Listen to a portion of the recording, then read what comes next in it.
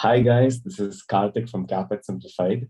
It's been a long time since I showed myself on YouTube, but I've come because I really have a very special person join me today on this video. Her name's Suvidha there, and she's from India, the same country where I'm from. She recently joined University of Michigan, and she's pursuing her program in the international program in DDS. Unlike all the other candidates we've interviewed so far, she's a little different in the sense that she is probably the first inventor that I am speaking with. When she reached out to us some time back and told us about her patents and even the products that she's currently working on, it was a little dazzling for me. And I was curious on why she would actually step into the US. I feel it's an amazing time for women entrepreneurs, for women innovators to actually get out of their cocoon, make use of the opportunities in the US, and explore what dentistry has to offer them. For pushing boundaries and for creating new ones, welcome and congratulations, Suvidha. Let's start off by first listening to your story very briefly before we go in and ask more questions on the UMich process. Thank you so much, Karthik, for that warm welcome. That was really kind of you. And thank you for giving me this opportunity to kind of talk about my journey. Hope this will help other candidates in the process. Just a little bit about myself. My name is Suvidha. I graduated in the year 2012 from SMBT Dental College with a GPA of 3.94. And then I was actually fortunate enough to get into postgrad program that is in Perio. And I did that. That was 3 years long program and did that I actually did that from YMT Dental College. That's in Mumbai. I was pretty proactive when I was in school because I was part of major studies, clinical studies, and that's when actually I started working on cost-effective electronic toothbrush. Apart from that, I was also part of research, and due to my faculty support, I have 9 publications to my credit. After post-graduation, started working as a consultant periodontist and joined as a faculty member in the same school for about a year. And that's when I felt the stagnancy that I do not have much to offer as a teacher. And I realized in just about a year's time. So that's when I started thinking what else I can do. And DDS was one of the options which I thought of. Because all this while when I was practicing perio, I kind of developed a very periodontist view of approaching dentistry. And I somehow wanted to get back to general dentistry. So this was one of the options I thought of. And I started my journey around 2019 when I decided to take boards. But given the pandemic, things did not go as I actually planned. I took my part 1 in October 2020, part 2 in Jan 2021. Then I actually took my ADAT exam in the month of March the same year. So basically, I had just 6 months time to cover all the exams. And as I mentioned earlier, I was working as a faculty as well. So I had to manage a lot of things. I also wanted to get some shadowing experience, but because of the pandemic, people were a little skeptical with that. And I couldn't do more than just 10 days. But again, the dentist where I work, she was kind enough to give me a letter of recommendation based on just my 10 days performance. So and that was one of the requirements to apply to Michigan School of Dentistry because it's emphasized that you need to at least have one US dentist or one US experience. That letter of recommendation. All my other recommenders were from India. So I somewhere thought these two were my weak links. One was my my visa status, which was just B1, B2. And the second thing was I did not have much US experience. Uh, so yeah, and that was the first school I applied to. Yeah. Yeah, and we'll talk more about it. Yeah, so this is how my journey started for, and then yeah. You mentioned that you were evaluating many options to go to when you had hit some stagnancy in your career. One option was definitely DDS. What were the other options you were evaluating? So the other option was MS again, and that was kind of emphasized more because I had experience. I did 3 years long program. So that was something emphasized again and again that if you are already a pedontist, maybe you should look out for MS program because you have better chances to get into the program. But as I mentioned earlier, I didn't want to continue doing only perio, which I was actually thinking would happen if I get into MS program here. So then that was the time when I decided if I get into DDS program, I would have enough time to understand whether I really want to get back to perio or do I need to do something else. So yeah. Got it. Were you also evaluating other countries in the process, or were you fixed on going to the US? No, I think I was only up for US because my sister is here, and so I thought that would be a great thing. And other than that, I did evaluate Canada, but did not really go ahead with that. Awesome. Okay. Let's jump to the question which everybody is probably waiting for. Tell us about the Michigan University interview process, the different steps that a person has to go through, how much time it takes between the different steps. Just walk us through the whole process. Yeah, so basically, before I start answering that question, I just wanted to give the timeline because these are very common questions asked these days because people are waiting for the interview call. I think as far as I remember, I was actually going through my emails to check. The timeline was I got the interview call on 15th August 2021.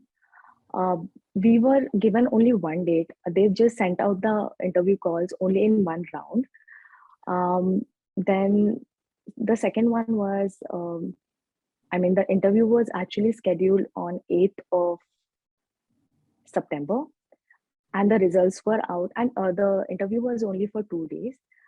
The first was basically MMI and OSCE, and the second day was just for orientation. And the results were out on 23rd of September.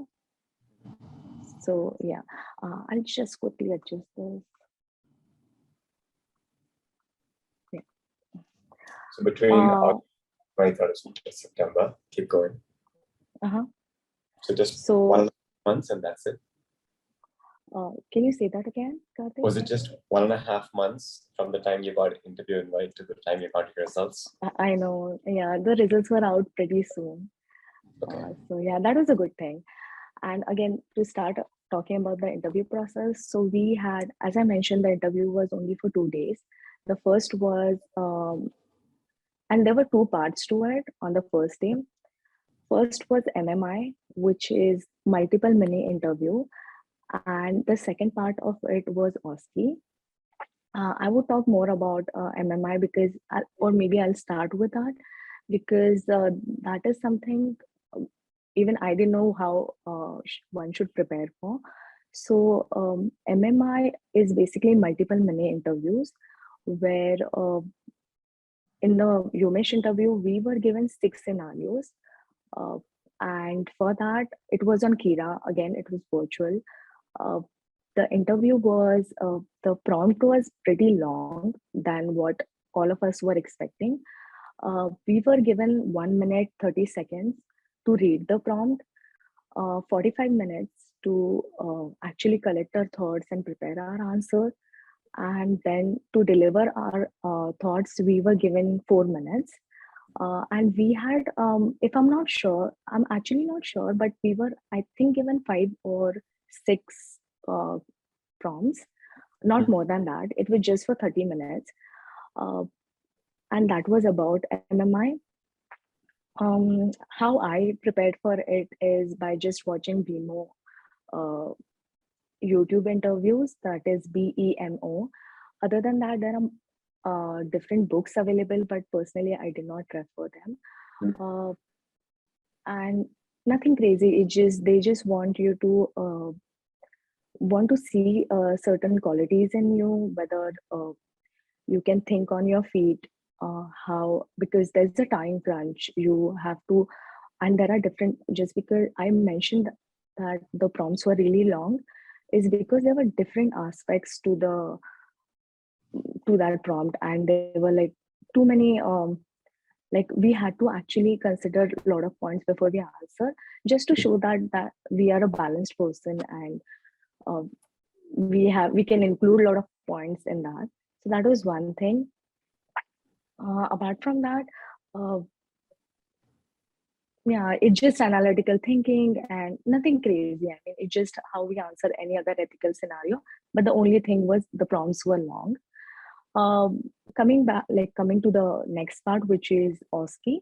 So OSCE was again it was virtual. We were given a Canvas platform, and it was a theoretical exam where it had 4 parts to it. One was Resto, Prosto, Perio, and treatment planning. And there were apparently 6 to 7 questions. Altogether, we were given 1.5 hours, if I'm not wrong. And out of 6 to 7 questions, 2 to 3 were subjective questions where they expected us to type the answer. This was something different than what I experienced for my board exam, where all the exams were like, it was objective assessment. Here, it was objective plus subjective assessment.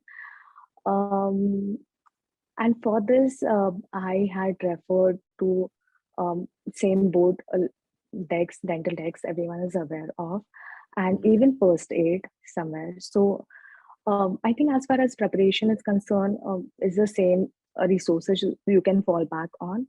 And they are actually, the questions were pretty basic, nothing crazy. Yeah, it was not really overwhelming. Yeah, that's about it. Okay. So three steps in all. There was an OSCE, there was a critical thinking questionnaire, and then there was an interview, correct? No, so there were just 2 parts. One was MMI, and the second one was OSCE. That's about it. Yeah. So no actual interview? No actual interview. Wow. That is something different than what I was actually expecting. Because if you have seen UMich application, the Caapid application which we have, they don't really have, like, we don't have, as a applicant, I did not really have a lot of scope to express myself as a person, because they don't really ask for a long question, like different additional questionnaires or essay or anything other than the Caapid application. And as we know, Caapid has only 2 parts. One is CV and the other one is SOP. So that was one thing. And even during the interview, they have a different process of assessing a candidate. They don't really, there is no in-person interview. Again, just because we are talking about it, I just wanted to mention one more thing. When I gave MMI and OSCE, there were no actual interviewer who, it was not real time. It was getting recorded, and the answers were sent for OSCE. The recording was sent for MMI. And yeah, that is how. So we did not have real-time interaction.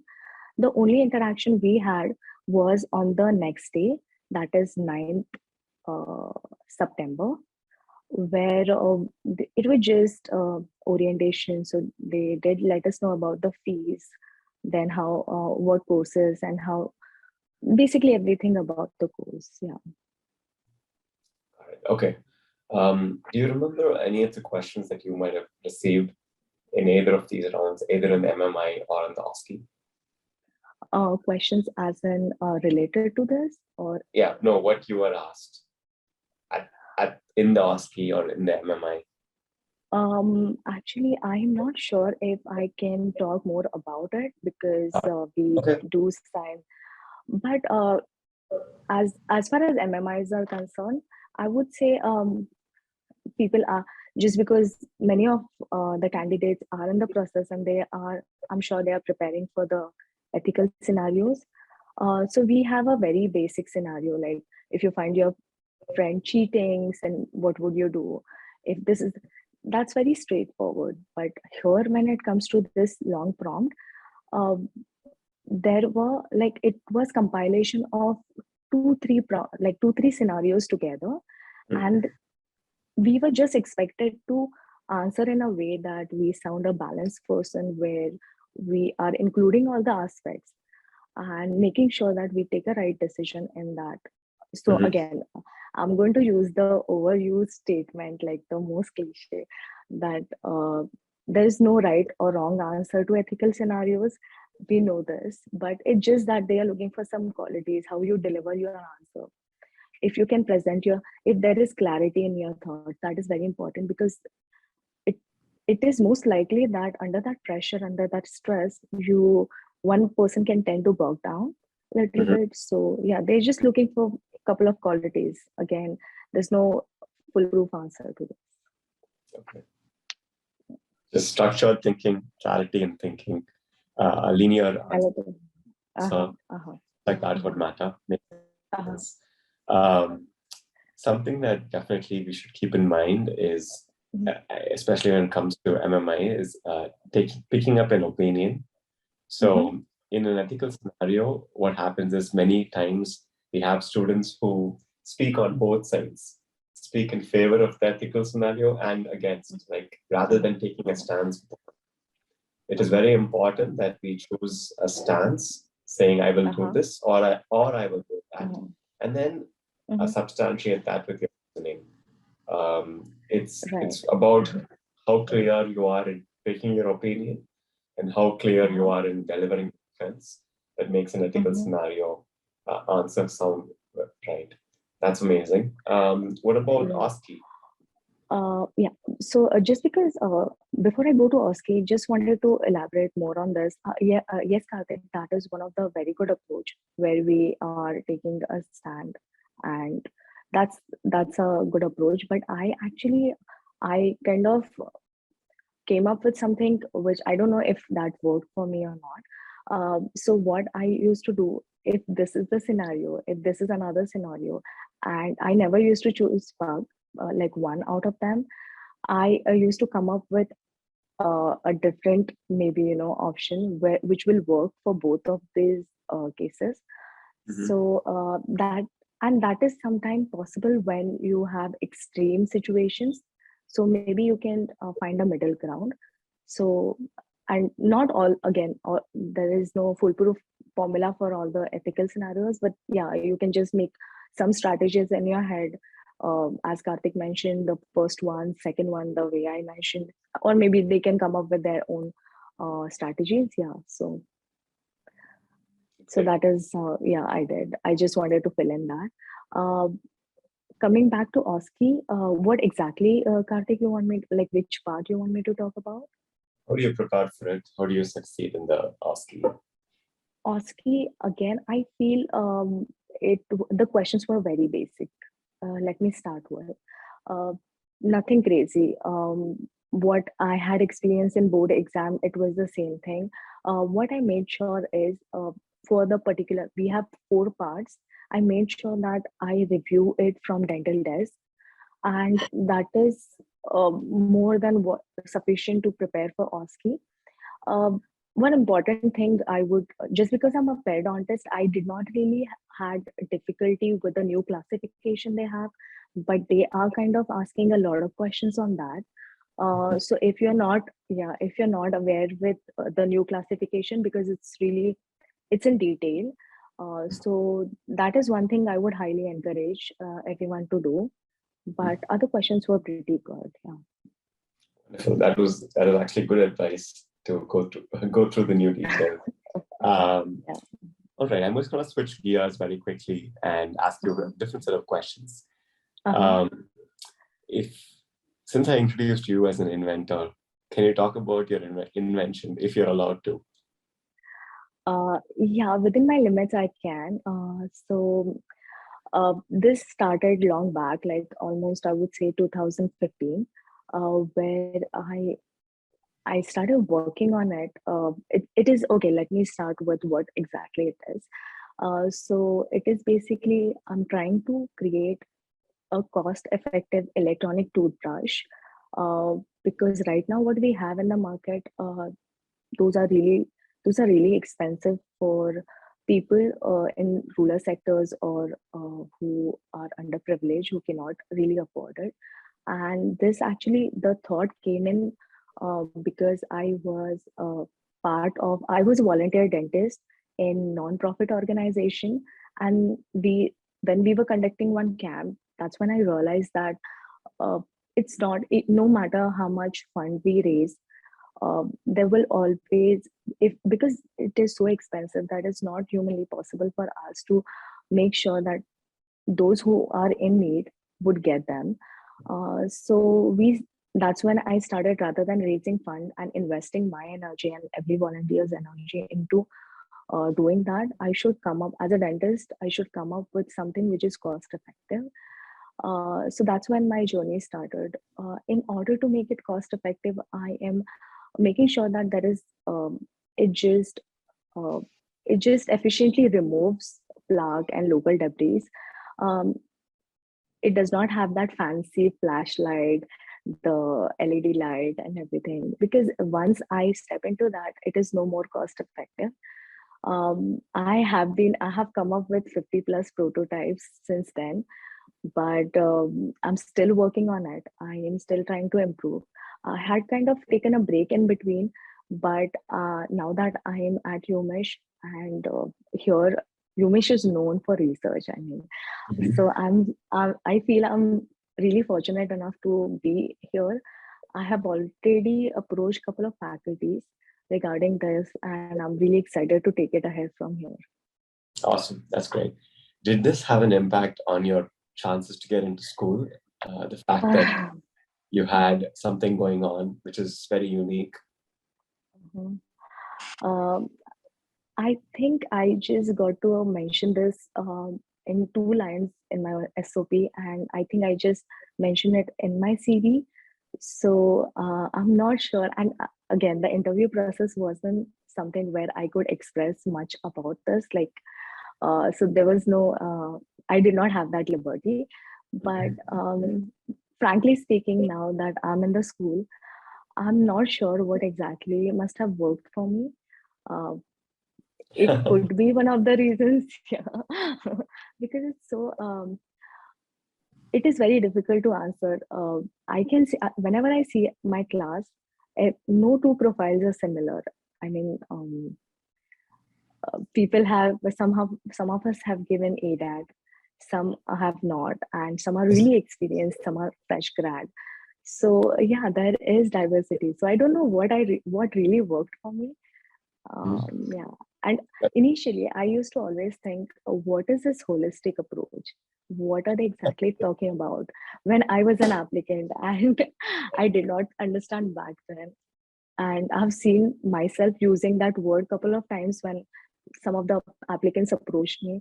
So I just want to say that they are not, when I say holistic approach, they are not only looking at your profile, but also looking at other candidates in the application pool, because they really want to see the diversity.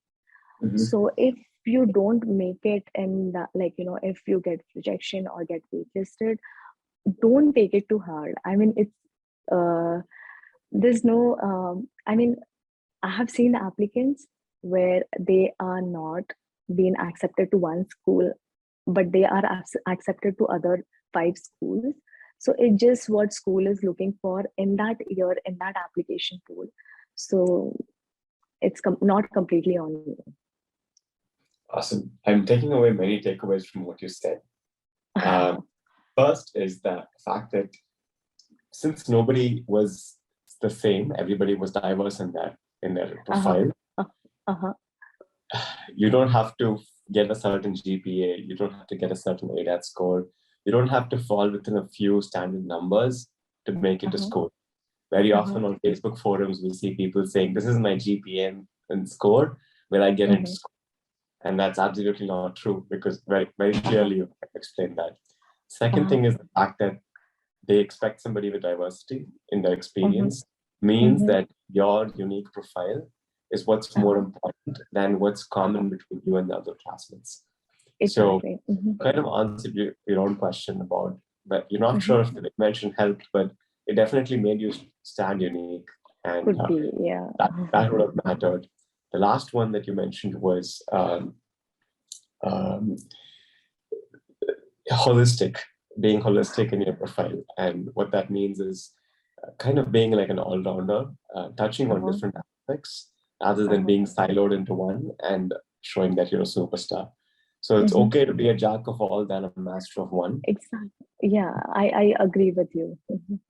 Because in the US, at the end of the day, just being strong academically is not going to make you a successful dentist. You need to really embrace other aspects of patient care and business management to be able to be successful in the long run. And that's the kind of people that schools expect. That's great, Suvidha. Hard to take. I'm going to quickly jump into a different question because we're running out of time. How expensive is school and life at UMichigan? So I think it's one of the best decisions I have taken. Living expense is amazing. I mean, it's not, it's really affordable, I would say. Even the tuition is, if I'm not wrong, it is second most affordable school, which I applied to. First was Pittsburgh. Okay. So that these are two important points, living expense I mentioned earlier. Also, I don't know if this will be relevant to many of the listeners, but I still want to say this. Prodigy is an international firm loan.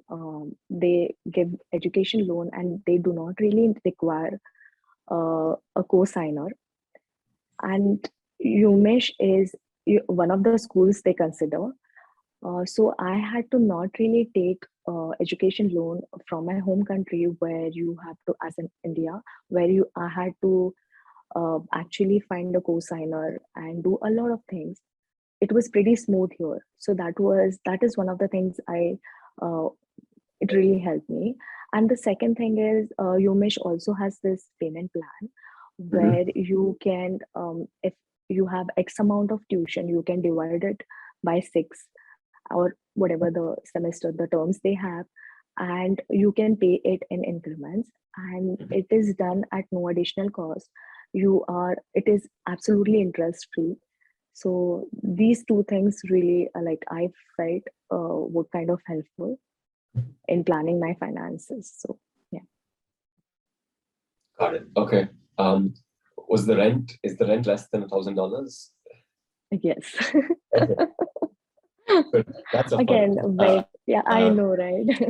Again, and having said this, I would say where you choose to stay also matters. I'm not on campus. I like to stay off campus. So mine is just 10 minutes from school. So yeah. Okay. What does your one look like at school? As in my experience so far, I'm actually very excited to answer this because if I go back in time, there was a time where I actually was thinking that I started believing that after practicing for so many years, I kind of know majority of dentistry, and and I don't really see any modest way of saying that, but yeah, so that when I got accepted into this program, I was thinking to myself, what more this program has to offer. Maybe I'm doing this because I'll be getting the degree and license to practice. But I'm really happy that I am answering this question right now after spending 6 months in the school. Uh, this course has a lot to offer. I mean, I have not taken formal education for a couple of courses which I took this semester. One of which would be motivational interview. And as a pedontist, I know how important it is to have your patient's compliance, because that determines or that governs a lot about your outcome. I mean, outcome of your treatment. And I had not formally taken a training for that before this course. So this is one of the things which I felt I uh, kind of like learned differently than what I did in my back in my home country. There are other things as well. The faculty here is really approachable. So, and there are a lot of things happening in the school. The only thing you need to manage is your manage your time and make sure that whatever interest you, may be research or some project which is happening in the school, just approach the faculty, and they are very prompt and they're very student friendly. They get back to you in no time, and they're just email away. So yeah, I have a lot to learn here. So every each day I feel it's really exciting, and I'm kind of enjoying the process of unlearning and relearning. So yeah, really grateful to be here. Unlearning and relearning.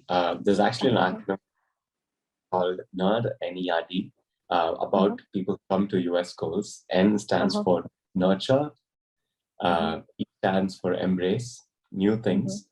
For uh-huh. example, you must not have met maybe a transgender patient before. You may not have met a special needs patient before. Right. Many people miss out on these opportunities. That's Uh-huh, embrace.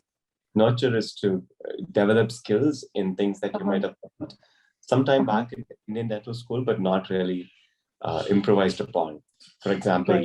you may not have done a lot of ortho back in Indian schools. You may not have done a lot of I don't know, complex endodontics that Uh-huh, require uh-huh, ultra microscopes and stuff. uh-huh, And in nurture, the uh-huh, third one, retain. There are some uh-huh, qualities and clinical techniques that you would have picked up back in your home country. So retain uh-huh, that. Last one is D, which is for discard. So that's the unlearning aspect. There are some aspects right. that you might have picked up. That's in your muscle memory, but you need to overcome to be able Uh-huh, to cater to patients over here. For example, working without a rubber dam, or uh-huh. I um, you agree. know, going right into treatment without explaining what the Uh-huh, alternatives are to the patient. That could uh-huh, put you in a liability lawsuit. uh-huh, So just something I would recommend for people is embracing dentistry in the US is follow uh-huh. the nerd methodology, the nurture, embrace, retain, and discard, and that will make a significant difference in the way get into school. I- Um, uh-huh. That's very well summarized, Karthik. okay. I'm going to ask one last question before we close this call and keep it short. Uh-huh, uh-huh, And I'll give you a couple of minutes to express anything that you wanted to, uh-huh, which you uh-huh, couldn't. The question is, uh-huh, if you had to apply all over again uh-huh. and do it right this time, what would you have done differently? Um, I would say one thing I did is because I had to plan my international travel, and that was when there was a ban. So I had to left I actually had to leave my job. I would say don't leave anything in this process, because uh, there are a lot of factors which are not in your control, and rather than waiting for the results, because that actually makes you a little more anxious and a little more stressful. So that is something I would suggest. I wish I had not done that, because waiting is difficult. Yeah. So yeah, that is one thing. Okay, have a backup option. Definitely keep something that Definitely gives keep you. working. Yeah, keep working, keep volunteering. It may be, if you are in US, there are multiple opportunities here. If you are back in your home country, you already have a license to practice. Keep working. You never know how your resume will be updated and in a way that school wants it. So yeah, Mhm. that is something I would recommend. Got it. Okay, cool. Was there something you wanted to talk about in this interview that you couldn't? I would just quickly, yeah. So there was this very commonly asked question about ADAT exam. Mhm. Just because Michigan prefers it, there are a few applicants who approach me whether they should take it or how it should work. So I would just talk a little bit about ADAT. So my score was 580. So there is, it's said that anything above 500 is considered a good score. So if you have that, I would still suggest putting it in your profile so that you have that. That's one of the ways you can stand out or Mhm. may like seem like a competitive candidate or so that was one thing. Again, when I mentioned earlier, not everyone in our school, in my batch actually class, s- do not have all of them do not have EDAD. Some of them do. So it's just one of the ways. Just make sure that you know where you stand. If you need to do something else, this could be one of the ways you can build your like enhance or like I would say boost your profile. Mm,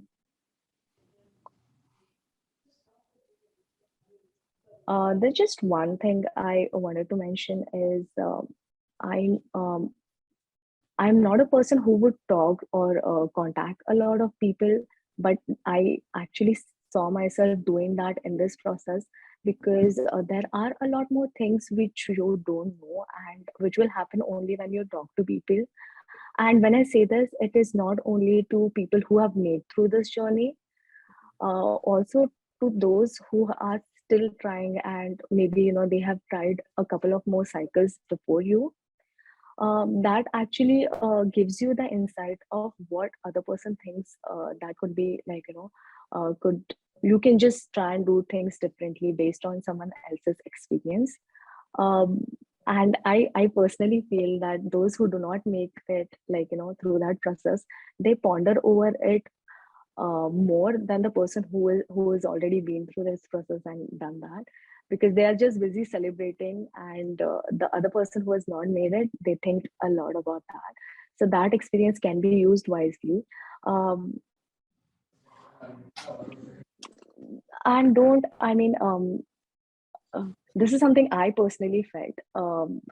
Before Michigan, there was one interview which was at Colorado, and I thought Colorado is the school which accepts candidates from on B1, B2 visa, and that could be one of the ways I can maybe this could be my school.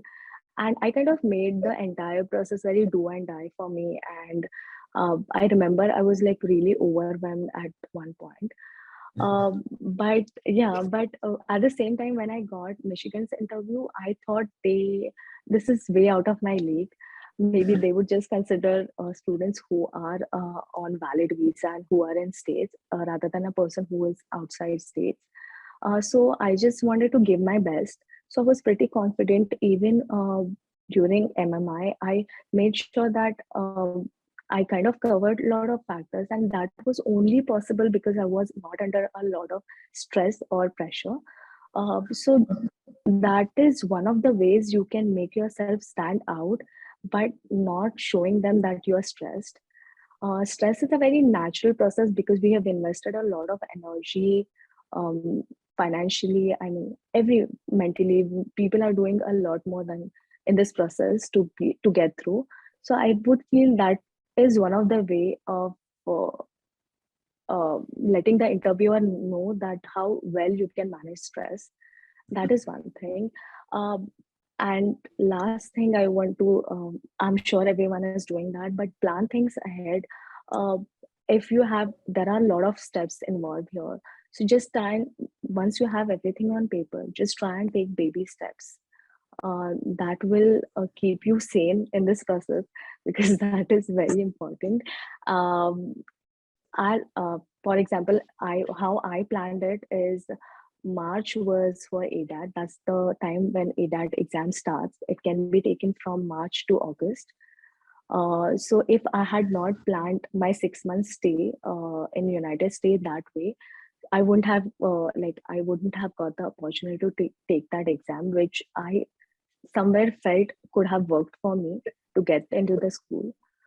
So that is how that is how I feel it is very important to plan things ahead. So yeah, that's about it.